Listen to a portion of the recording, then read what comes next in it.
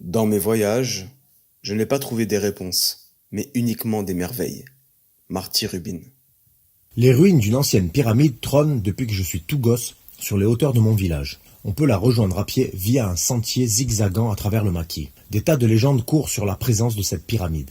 Monuments francs-maçons, repères de pédophiles, sectes secrètes, constructions Illuminati, refuge accueillant d'anciens nazis. Tout y est passé. Même la piste extraterrestre a été envisagée. Il faut dire qu'un tel édifice, à des milliers de kilomètres de l'Égypte et de son célèbre site de Gizeh, cela peut prêter à confusion. Jusqu'à présent, je n'ai trouvé aucune explication logique à sa présence.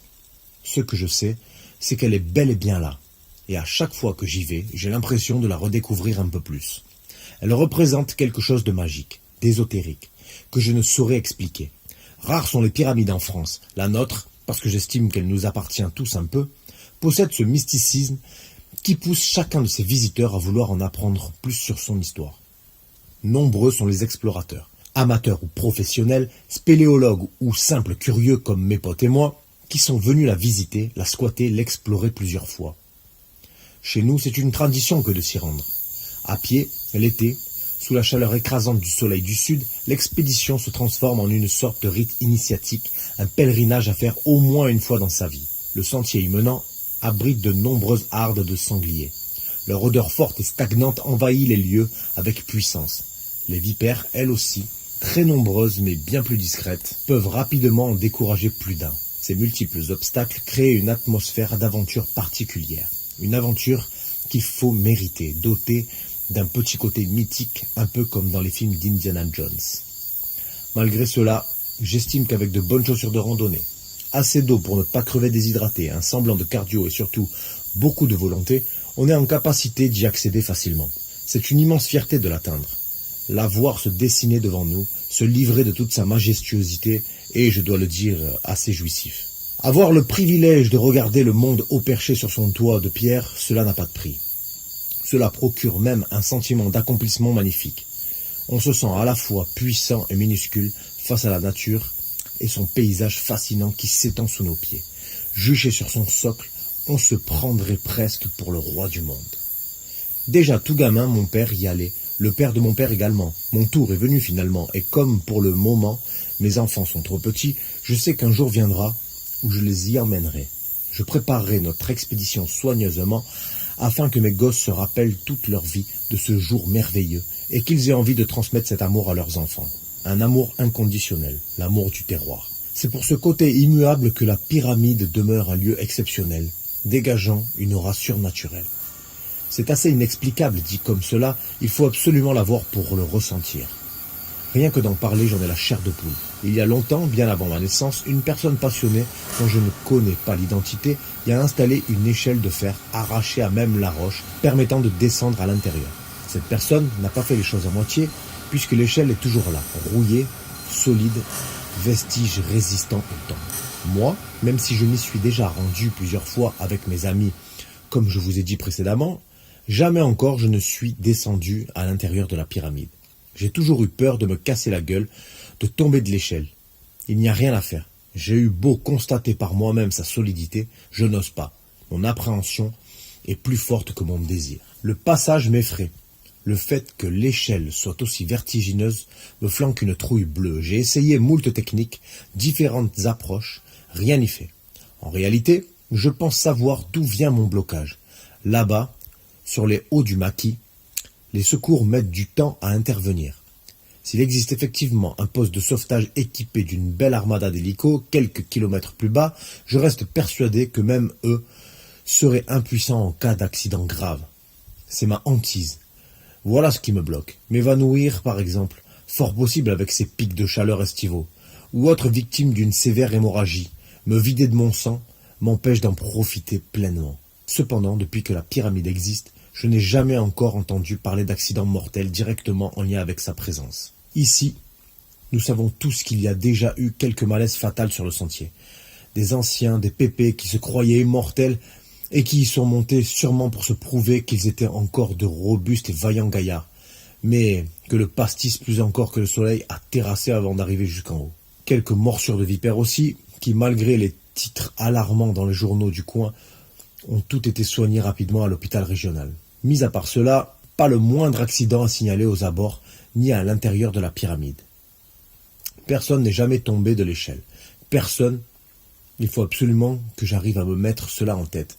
Débloquer cette peur stupide. Facile dit comme cela. Toujours plus facile à appliquer. En plus, je dois avouer que, depuis tout petit, je n'ai jamais eu la moindre once de témérité. Quand nous y allions, avec mes amis, je restais planté devant à poireauter comme un con, enviant mes potes qui descendaient à l'intérieur. Je les enviais car dès lors qu'ils remontaient, tout émerveillés, et qu'ils me racontaient leurs sublimes découvertes, je me sentais exclu, j'étais frustré. Je n'arrivais pas à dépasser cette peur panique de franchir l'échelle.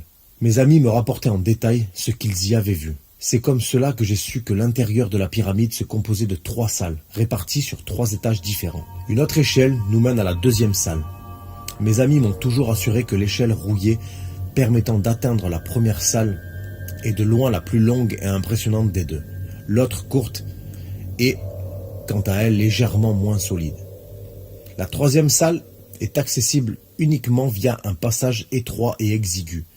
L'existence d'une probable 4e salle ne relève que du mythe. Personne à ma connaissance n'a encore pu s'y rendre. Moi qui n'ai jamais été jusqu'à la première, je me ronge le frein. Je me sens stupide de ne pas pouvoir partager cela avec eux.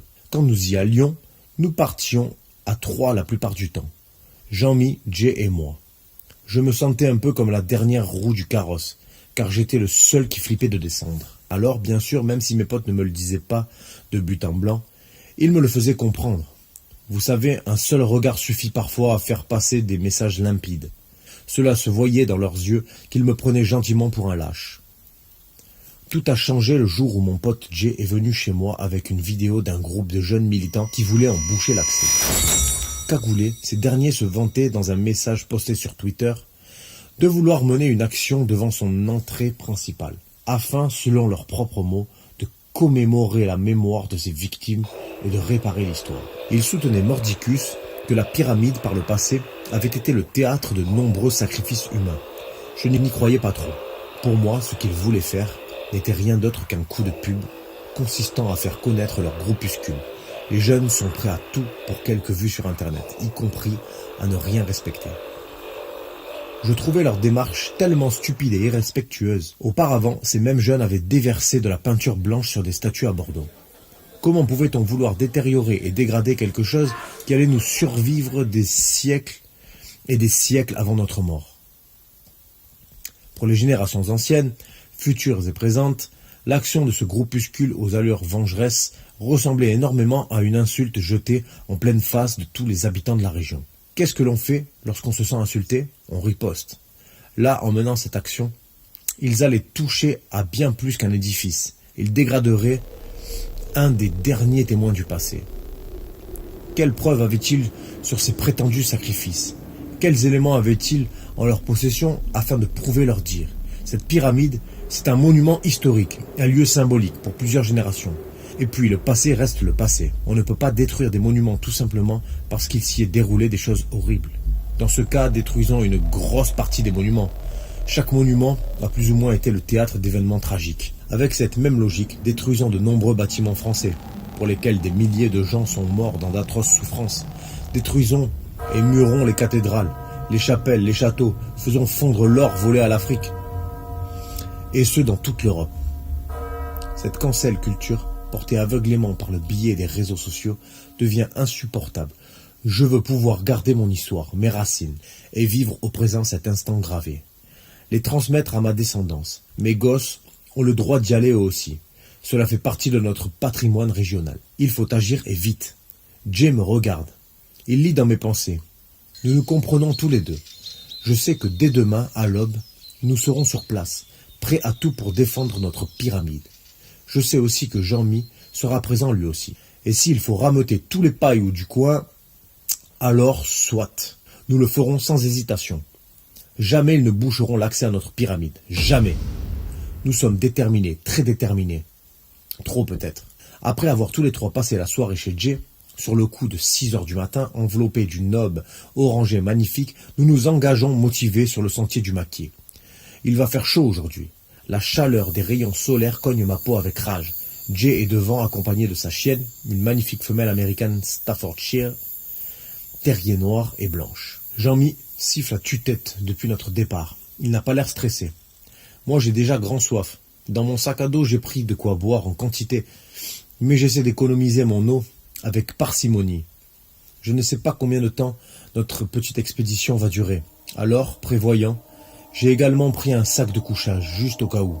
L'idée de dormir au cœur du maquis, tout près de la pyramide, tels des guerrieros, me plaît beaucoup. Je prends cette mission de gardien avec fierté.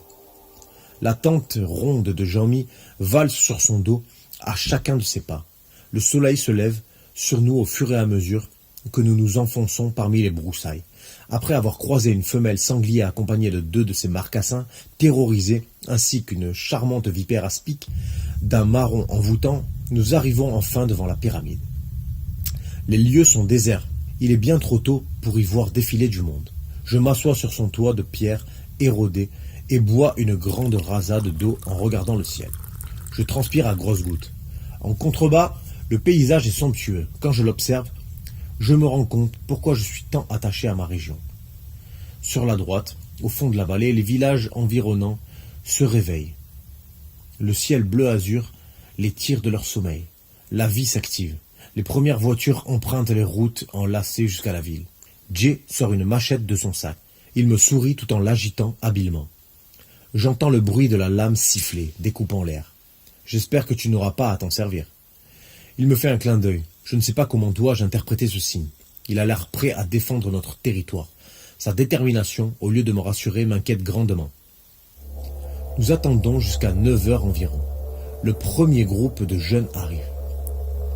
Nous nous levons tous, d'un seul trait, tels des soldats. Jay tient sa machette, pointe vers le bas.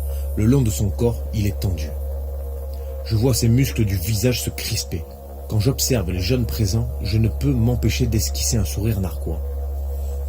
Ce ne sont que des gamins envoûtés par ces conneries de cancel culture qui se sont montés le bourrichon derrière leur écran de PC. Ils ne feront jamais le poids contre nous. À bonne distance, ils nous toisent du regard et ils n'osent pas venir à la confrontation. Peut-être même que l'interaction s'arrêtera là, qu'ils vont tous repartir sans tenter quoi que ce soit. Tant mieux. J'ai pensé trop vite. Un des leurs s'avance vers nous. Il se tient droit comme un cierge. Celui-ci, il n'a pas l'air d'avoir peur. Il est assez grand de taille, plutôt bien bâti. Salut, qu'est-ce que vous faites là? Vous êtes venu nous donner un coup de main pour boucher l'entrée, c'est ça? Jay se met à rire insolemment. Sa chienne aboie sur le jeune présomptueux. Déterminé, Jay fixe notre interlocuteur tout en brandissant sa machette vers le ciel. Il me fait penser à un Indien d'Amérique défendant son territoire. Un courageux Apache paraît à défier l'envahisseur. La scène est d'une beauté surréaliste. Elle aurait pu être tirée d'un film. Un coup de main, sûrement pas, mais un coup de machette, ouais. Allez, viens, dit Jay en rigolant à moitié. Il fait peur. Je n'arrive pas à déceler dans ses yeux écarquillés s'il est en train de bluffer. Je connais mon pote, mais je ne l'avais encore jamais vu comme cela. En tout cas, il faut croire que son petit cinéma fonctionne. Le jeune recule aussitôt. Celui-ci retourne se coller à son groupe. J'ai le cœur qui bat terriblement fort. Ma tension va exploser. Je pense au secours si je fais un malaise. Je commence à angoisser tout seul. Plus personne ne parle. Cela m'évoque une scène de western dans laquelle chacun se jauge et s'observe, prudent, ne sachant pas qui va dégainer le premier. Jay est chaud. Jean-Mi a l'air pas mal chaud également. Même Nala, la chienne de Jay, donne l'impression de vouloir en découdre. Je semble le seul à rester sur la réserve, plus modéré, plus dans le dialogue et l'apaisement. Si nous pouvons résoudre cette problématique de façon pacifiste, alors je suis preneur. Je n'aime pas la violence. Bon, après, s'il le faut, je serai obligé de foncer dans le tas pour défendre mes amis. Néanmoins, en aucun cas, je ne veux envisager cette option. Me battre n'est clairement pas dans mes priorités. Pourquoi vous nous empêchez de faire notre action? Vous savez que vous défendez un lieu de sacrifice d'enfants? Crie un des jeunes présents. Son visage est dissimulé derrière un large foulard. Cette pyramide, elle était là avant nous tous. Elle fait partie de notre histoire. On a tous un souvenir avec elle. C'est aussi simple que ça. Allez jouer ailleurs, bande de gamins. On ne veut pas vous faire de mal. Une nouvelle fois, la réplique de Jean-Mi me paraît tirée d'un film tellement elle sonne juste. J'ai l'impression qu'il s'est transformé en Léonidas dans 300.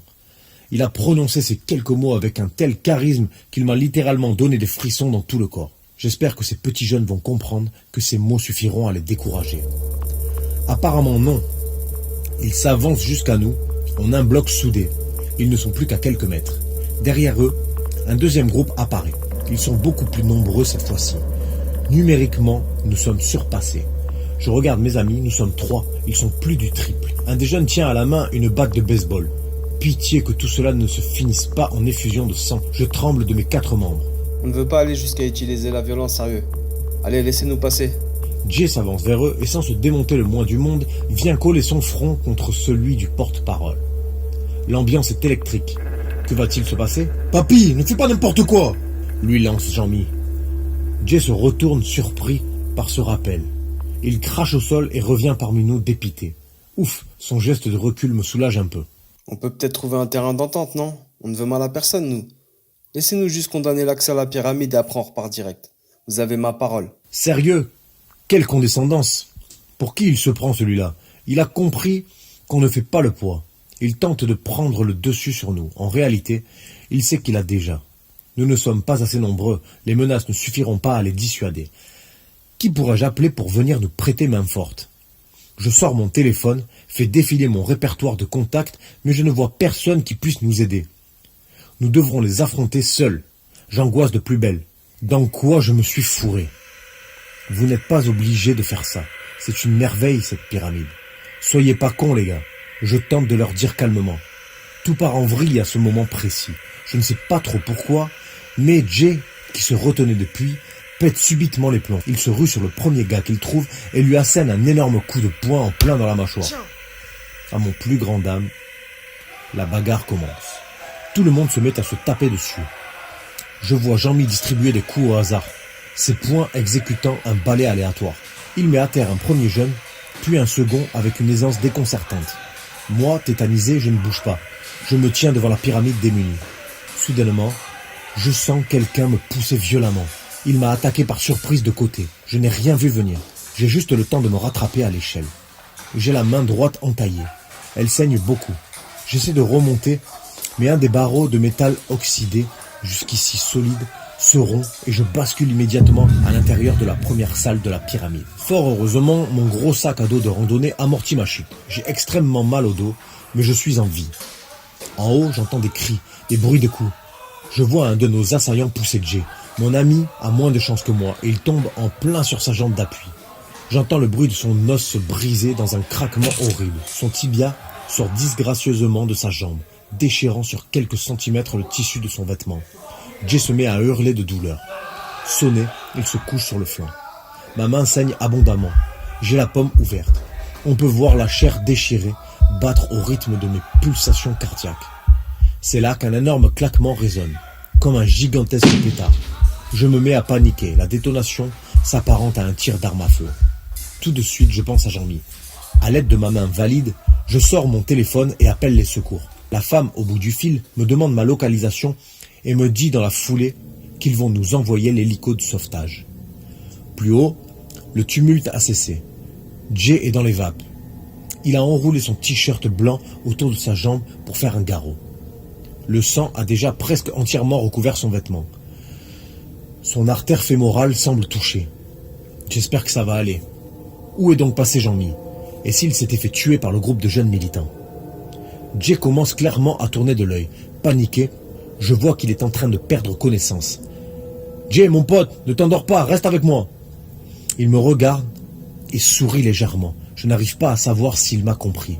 Une chose est sûre, il ne va pas tarder à tomber complètement inconscient. Ma main me fait un mal de chien. La lumière du soleil se déverse jusqu'à nous, en cascade. Un halo lumineux nous englobe. Je vois une, puis deux, puis trois personnes se pencher sur le trou, nous surplombant. Je ne distingue pas leur visage à cause du contre-jour. Je prie pour que ce soit les secours. Les gars, ça va? C'est Jean-Mi. Je suis tellement content de percevoir sa voix. Elle résonne tel un écho à l'intérieur de la pyramide. Ouais, mais Jay a la jambe défoncée. Il va bientôt s'évanouir. J'ai appelé le secours, je lui crie. Ok, on les attend avec vous. Restez calmes. Je ne comprends pas trop ce qui s'est passé en haut. Pourquoi ont-ils tous arrêté de se battre subitement? Ont-ils pris conscience de leurs bêtises? Je n'ai pas la réponse. À ce moment précis, je m'en contrefiche. Mon but et de savoir si mon ami va s'en sortir. Plus rien d'autre n'a d'importance. Comme un soulagement, le moteur de l'hélico se fait enfin entendre. Je vois sa longue silhouette massive apparaître dans le ciel bleu azur. Jay est inconscient. Un sauveteur descend nous rejoindre. Il demande à ce que l'on lui envoie le treuil afin de l'extraire de la première salle. L'opération est délicate, Attends, on va sortir d'abord ton pote et je reviens te chercher juste après. me dit-il. Je ne suis pas rassuré. C'est la première fois que je me retrouve seul à l'intérieur de la pyramide. Le cadre est magnifique, toutefois, l'expérience est flippante. Devant moi, un visage sculpté à même la roche me regarde. Il a l'air vivant. Les rayons du soleil l'illuminent comme s'il s'agissait de projecteurs de poursuite, spécialement disposés de la sorte afin de l'éclairer. J'ai l'impression que le visage me fixe. Je vois sa bouche se tordre. Ses yeux sont en colère. Je dois halluciner. Ma blessure me fait probablement perdre la raison. Ne viens plus jamais ici, plus jamais à Olivier, tu m'entends? Plus jamais. Je ne rêve pas, le visage sculpté vient de me parler. Je hurle de terreur. Oh, venez m'aider là-haut! Je suis toujours là! Personne ne me répond. Le silence a envahi les lieux. Je distingue toujours le bruit des pales de l'hélicoptère. Je le vois prendre son envol, passer juste au-dessus de ma tête. Il s'en va sans moi. Putain! Mais où est donc passé Jean-Mi?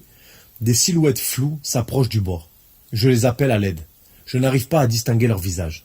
Eh oh! Je suis en bas! Je suis blessé moi aussi, venez me chercher! Elles se mettent à rire. Leurs rires sont étranges, passant soudainement des aigus au grave. Ils résonnent sur les parois de la pyramide. Jean-Mi me fait une blague, c'est obligé. Mon cœur cavale puissamment. La sueur perle sur mon dos, dégoulinant le long de mes omoplates. La crise d'angoisse me guette. Tout à coup, j'entends une sorte de grondement derrière moi. Je n'ose pas me retourner tellement je flippe. Je ferme les paupières. C'est alors que deux immenses mains sorties de l'obscurité m'attrapent de chaque côté par les épaules et m'entraînent avec elles vers le fond de la pyramide. Je hurle de toutes mes forces. Les ténèbres apparaissent. Lorsque je reprends mes esprits, je me trouve chez Jay. Assis dans son fauteuil en cuir, ce dernier me fixe avec malice. Il est presque 23h30. Jean-Mi est là, lui aussi. Tous deux me regardent amusés. Putain, je crois que je me suis endormi, les gars. Jean-Mi se met à glousser. Sur la table basse du salon, des cristaux de DMT sont éparpillés un peu partout parmi d'autres objets. Un briquet bleu, des feuilles à rouler, un paquet de cigarettes, quelques canettes de bière. Papy, tu nous as fait flipper, on a cru que t'allais rester perché. Me lance alors Jay. Tu en as pensé quoi, Olivier? Elle est bonne, hein? J'ai bien fait de la commenter sur le site de mon pote, Ajoute Jean-Mi calmement. on ne la trouve que sur internet celle-ci. Je ne comprends pas trop ce qui vient de m'arriver. Je me souviens juste avoir fumé, puis m'être assoupi. J'ai l'impression d'être parti des heures et des heures. Je suis décalé. Je me rappelle pourtant de notre discussion, de notre volonté d'aller défendre la pyramide, la soirée chez Jay, l'arrivée de Jean-Mi. Motivé, je me lève d'un bond. Je suis encore trop fébrile. Je vacille et m'affaisse à nouveau sur le canapé. Je dois me rendre à l'évidence. Même avec la meilleure volonté du monde, je ne tiens pas debout. Pourquoi Jay et Jean-Mi restent-ils immobiles? Pourquoi ont-ils cet air moqueur lorsqu'ils me regardent? Pourquoi j'ai l'impression que leurs yeux sont écarquillés à outrance? Pourquoi les lieux qui m'entourent ondulent de la sorte? Les gars, on va toujours à la pyramide demain matin? Parce que je ne sais pas trop si je pourrais. Je ne me sens pas au top. Tous deux me dévisagent étonnés, comme si j'avais sorti une énorme connerie. La pyramide? Mais quelle pyramide? De quoi tu parles? T'es encore défoncé, fada. Me lance alors Jay. Ils explosent d'un rire franc et bruyant. Je ne comprends rien. Aurais-je tout inventé? Non, cette pyramide existe, j'en suis sûr. Je l'ai vue tout môme. J'y étais. Je suis même tombé de l'échelle dans la première salle. Je tente une nouvelle fois de me lever. Cette fois, mon crâne me fait hurler de douleur. Je perds l'équilibre et tombe immédiatement sur le sol. Jay et Jean-Mi s'approchent de moi. Mes paupières se ferment. La lumière disparaît progressivement. Au loin, j'entends le ronronnement d'une machine. Cela ressemble à un vibreur de téléphone. Le bruit se rapproche. Un long bip continu émerge alors, me surinant les tympans. Lorsque je me réveille, je suis dans un lit d'hôpital. Il n'y a personne. Je me retrouve seul dans cette grande chambre aux murs blancs. Déboussolé, je scrute un peu partout. Qu'est-ce que je fous là? Juste à côté de moi, sur ma gauche, un électrocardioscope émet désormais des petites ondes aiguës régulières. Je soulève mon bras et remarque les multiples branchements. J'ai des électrodes disséminées partout sur mon corps, poitrine, jambes, torse. Une poche de perfusion est accrochée sur une perche métallique située tout près de mon lit. Un fin tuyau de plastique transparent la relie à ma veine. Un plâtre recouvre ma main. Que s'est-il donc passé? Des bruits de pas pressés s'activent dans le couloir. Quelqu'un approche. Un homme en blouse blanche entre. Il semble plutôt âgé, d'après ses rides prononcées sur son front et ses tempes grisonnantes. Vous êtes enfin réveillé, monsieur Tampini? Comment vous sentez-vous? Je ne pige rien. Tout s'entremêle dans mon esprit. Pourquoi suis-je ici? Je lui dis paniqué. Mon cœur s'emballe furieusement. Le bip de la machine accélère sa cadence. Les ondes sonores se suivent, se chevauchent presque. Il faut absolument que je me calme. Vous ne vous rappelez de rien? Vous avez fait une sacrée chute. Un flash de la soirée passée chez Jay me revient rapide. Je me rappelle m'être évanoui dans la salle à manger. D'un seul coup, tout près de la table basse. Pas trop, je lui réponds, c'est un peu flou. On vous a retrouvé à la pyramide de Falicon. Vous étiez mal en point. Vous avez eu beaucoup de chance que les secours soient arrivés à temps. Il me sourit puis enchaîne comme s'il devait s'en aller. Bon, je vais appeler l'infirmière et on va faire quelques examens pour vérifier vos constantes. Si tout va bien, vous serez sorti d'ici mardi. Je reste bouche bée, je suis totalement perdu entre les différentes réalités. Mais je balbutie. La pyramide existe ou j'ai tout inventé? Je lui demande avant qu'il ne quitte la chambre. J'ai l'impression de devenir fou. De nouveau, l'homme esquisse un grand sourire. À votre avis, monsieur Tampini? Il me dévisage quelques instants et se dirige vers la porte. Allez, bon rétablissement et courage surtout.